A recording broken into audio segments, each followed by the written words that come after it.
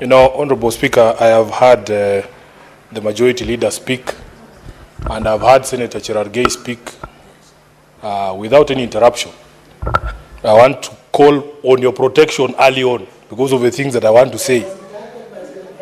I would prefer that I be heard in silence, Honorable Speaker. Number one, I want to tell the Senator for Nandi that there is nothing like government property. Everything that the government owns is owned by the taxpayer. It's our money. It is ours to do with as we please. So nobody will lecture us about how to misuse our property. Secondly, Honorable Speaker,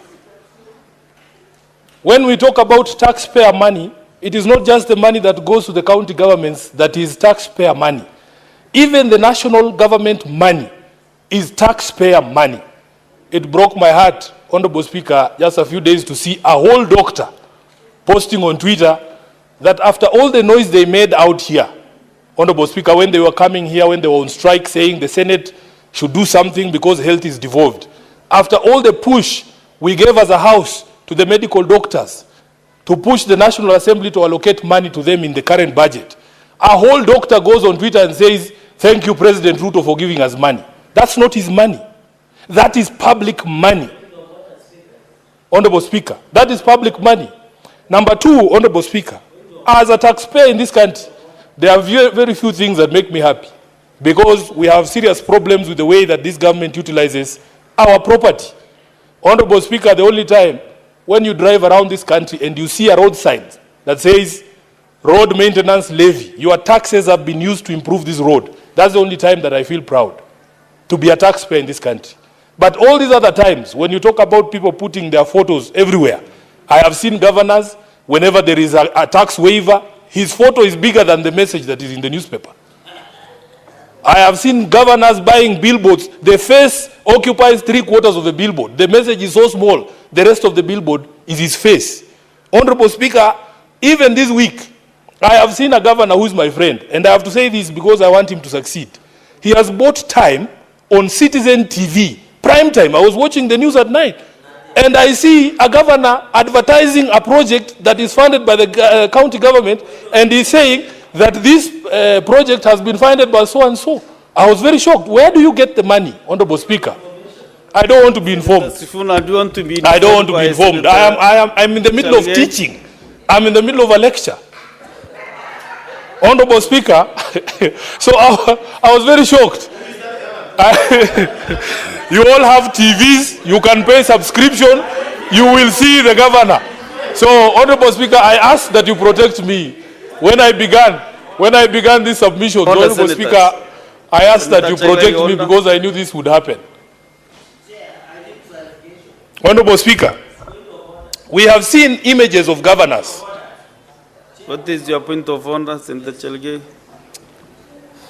Under which standing order are you raising the point? Speaker, I stand under standing order 101 on contents of speech. When Senator Sifuna says he's teaching us, is it part of the rules of debate, Mr. Speaker? Are there children that he's teaching here? All of us are distinguished senators, and that governor, by the way, Mr. Speaker, is Governor George Natembeya. That is why he's fearing to say.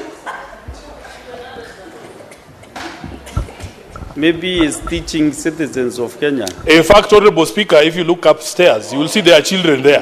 Yeah, so allow me to teach. And when I'm standing here, I am not just speaking to this house, Honorable Speaker, I'm speaking to the country. So, Honorable Speaker, I have seen images of governors on something as mundane as milk packets for school milk, even on meals, Honorable Speaker. So that you want to tell us that this is Sifuna is doing. I have seen my colleagues in the National Assembly, Honorable Speaker, every single national government CDF funded project, they have to find a way to put their names on it.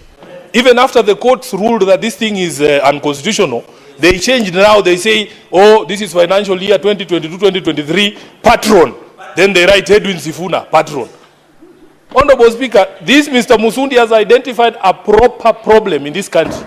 And we want to be able to say that every single coin that is utilized by national and county governments is actually our money. That's our property. Honorable Speaker, I've seen these patrons disbursing bursary checks, and they want to greet the parent and look them in the eye and ask them, who is the person who gave you this check? Then they say it is Sifuna. Then they say, remember me in 2027. Mr. Speaker, you would think that that money is their money.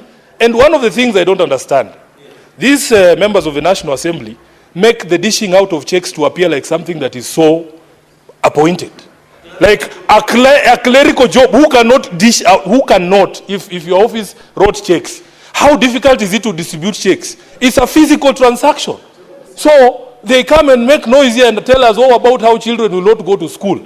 Honorable Speaker, and that check has 2,500 shillings on it. There are people here who are educating children and they don't even announce it. Honorable Speaker, they should come to our offices so that we tell them, all those children that I have paid school fees for, even if you see a single one of them with a picture of Sifuna, you should ask me. They go there and they say, this is the so-and-so who did it for me. But you don't see me presenting checks here in Nairobi saying, oh, Sifuna is issuing bursaries today. That is not your money. Can you show us photos of you issuing your own money so that you leave this public money aside, Honorable Speaker? Then, Honorable Speaker, the majority leader even wanted us to extend this thing to Plex. There was a young man who was going around this country called Morara, auditing national projects. The country is led by Plex, written, oh, this project was commissioned by William Ruto on this particular day, on this particular day. Those are the other Plex that we need to go for, because that is not Ruto's money. He should also remove his name on those Plex. Honorable Speaker, it is the truth. The majority leader told us we need to extend it to Plex. I can show you those Plex. Senator Sifuna, there is a point of order again from Senator Cherergei. Mr. Speaker, I rise again understanding 101 on contents of speech, Mr. Speaker. This obsession by Senator Sifuna or President William Ruto must stop. If he wants to discuss the president, he should bring a substantive motion. Then we can handle at that point. He should stop this obsession, Mr. Speaker. Please, protect, because the president is not here to defend himself. Because when you are making such assertion against anyone, they have a right to be here to defend themselves. But since he's not here, he should just stop dragging. You know, majority leader can defend himself because he's here, Mr. Speaker. Can the Honorable Senator withdraw and apologize or substantiate, Mr. Speaker? Because when he says there are plaques that are littered with the name of President William Ruto in the country, that is not a statement of fact and standing order 105. Senator Cherergei, just a minute ago you are requesting to be given the names of the governors. You have the plates. No. Also you mentioned the name of a certain governor. Correct. Sit down, Mr. Speaker, can I finish? Speaker, can I finish? Mr. Speaker, can I finish?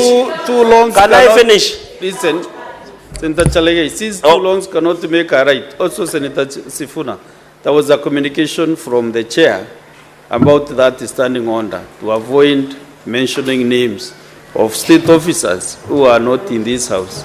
Maybe unless you bring a substantive motion. Honorable Speaker, can I finish? No, can I finish? Sit down, Bwana. Sit you down. are not the speaker. All the senators. You are not the speaker. Mr. Speaker, why is Senator Sifuna ordering me? You are the speaker. Resume the seat. Resume your seat, Senator Sifuna. Let me finish what I was saying. I'm saying as much as possible, you know, those plaques, those billboards and everything, whatever it is, avoid mentioning names of whatever billboard you saw, so that now we can make progress, Senator Cherergei. Honorable Speaker, can I proceed, please? Yes, but Honorable Speaker, we are not discussing officers. personalities. We are discussing our money. The Senator for Narok, Honorable Speaker, came from a time when he was hosting the president in his county. So he came back and told us, oh, we have been given an airport in Narok. The contractors are there day and night. So one time I had been given a lift by a friend of mine. We were coming from somewhere in Western. I said, I want to see this airstrip in Narok that has a contractor day and night. So I asked the pilot to fly over that space. Honorable Speaker, there is a plaque sitting there. There are no contractors there. That young man called Morara has gone around the whole country, has shown us. Even when you go to the so-called stadium in Wote, if you go to Camarine Stadium, you will find those plaques there. Honorable Speaker, we cannot have these gatekeepers of the executive in the legislature. You do your job, let him do his job. So, Honorable Speaker, when he was going, Honorable Speaker, can you protect me from this heckler? Senator Cherergei, order, kindly. No. Honorable Speaker, do you know? Points of order are not making sense now. Honorable Speaker, there is... Senator Cherergei, can you allow... You know, when you are used to using matatus, have you ever been in a chopper? You can see. No. Honorable Speaker, protect me from Senator this. Cherergei. Senator Cherergei, I'm giving you the first warning this afternoon. I'm giving you the first warning. No point of order. Honorable Speaker, please. Let Senator Sifuna be under in silence. Thank you. To conclude his... Honorable Speaker, so the point that I was making, Honorable Speaker, is that those plaques with names of either projects that have been started or concluded should bear the same sign that I told you about, the Road Maintenance Levy Fund. It should say, your taxes have built this stadium in Wote. Your taxes have built this stadium in Kamarin, which doesn't exist, by the way. Honorable Speaker, let me conclude by commenting on something he said. And I was very quiet when he spoke, so I hope he will be quiet too. Honorable Speaker, as a responsible government, you cannot tell us to wait for you to face you in 2027, and you are killing us today. Albert Ojwang is in the ground. He will not be able to meet William Ruto in 2027. So if we stopped, all of us, if all of us agreed, all of us should agree. Senator all of Sifuna, us should agree. Senator Honorable Sifuna, Speaker, please don't stop me. You are now contravening standing on the 121. Now the Speaker himself is interrupting me. Standing on the 121. I gave a ruling, I gave you guidance. You know you cannot do elections in the Senate. We don't do elections in the Senate.